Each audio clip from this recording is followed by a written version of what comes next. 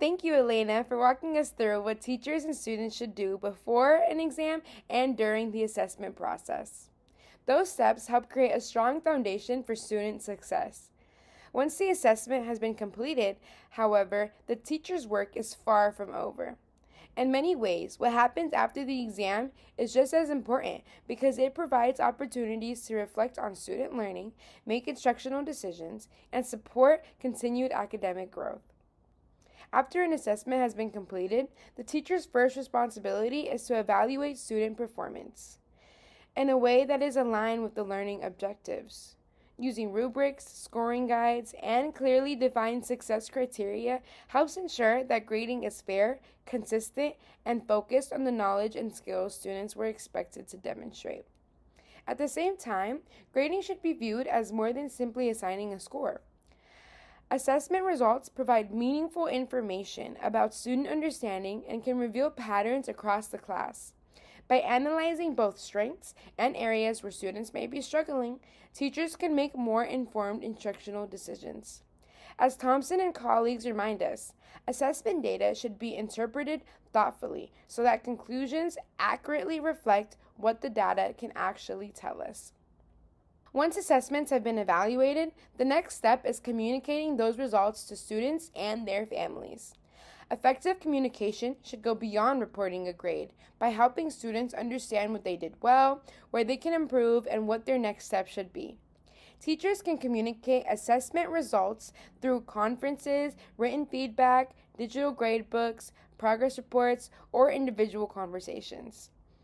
Providing clear and actionable feedback encourages students to reflect on their own learning and set meaningful goals.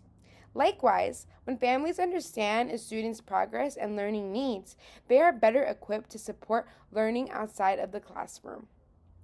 This shifts assessment from being simply an evaluation tool to becoming part of an ongoing partnership that promotes student success. Thank you, Juliana.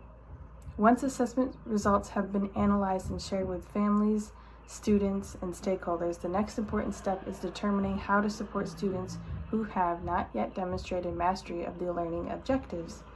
At this stage, the goal is not to simply reteach the entire unit, but to use assessment data to identify specific learning gaps. This targeted approach helps ensure that instruction is both efficient and meaningful for students who need additional support. Benchmark assessment data plays an important role in this process. These assessments give educators a clearer picture of overall student performance and help pinpoint exactly where misunderstandings or skill gaps exist. According to an article from 2023, using benchmark data allows teachers to make informed instructional decisions that are responsive to students' needs. Based on this information, we can take several forms, including reteaching key concepts, working with students in small groups, providing guided or instructional practice, and using alternative explanations or strategies to reinforce the understanding. As students engage in these remediation activities, ongoing formative assessments become essential. Teachers can use tools such as an exit ticket, class discussions, quick writes, or brief checks for understanding to monitor student progress in real time. These strategies allow educators to quickly determine whether students are improving or whether additional intervention is needed. This continuous feedback loop ensures that instruction remains flexible and responsive rather than static. Ultimately, the international use of assessment data helps teachers provide timely and targeted support.